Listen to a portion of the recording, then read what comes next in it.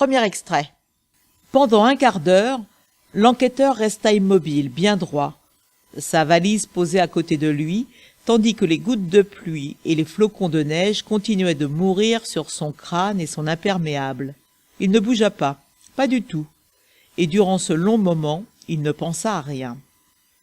Aucune voiture n'était passée, aucun piéton, on l'avait oublié, ce n'était pas la première fois. Il finit par relever le col de son imperméable, serra la poignée de sa valise et se décida, avant que d'être totalement trempé, à traverser la place pour entrer dans un bar dont les lumières étaient déjà allumées, alors qu'une pendule fichée sur un réverbère à quelques mètres de lui ne marquait pas encore tout à fait 16 heures.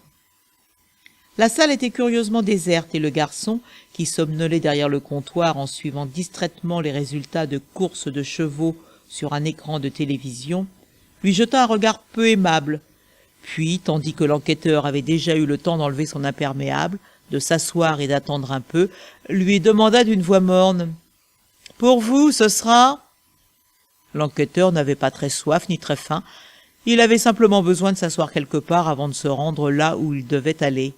S'asseoir et faire le point, préparer ce qu'il allait dire, entrer en quelque sorte peu à peu dans son personnage d'enquêteur.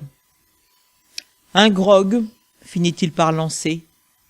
Mais le garçon lui répondit aussitôt : « Je suis désolé, ce n'est pas possible. »« Vous ne savez pas faire un grog » s'étonna l'enquêteur. Le garçon haussa les épaules.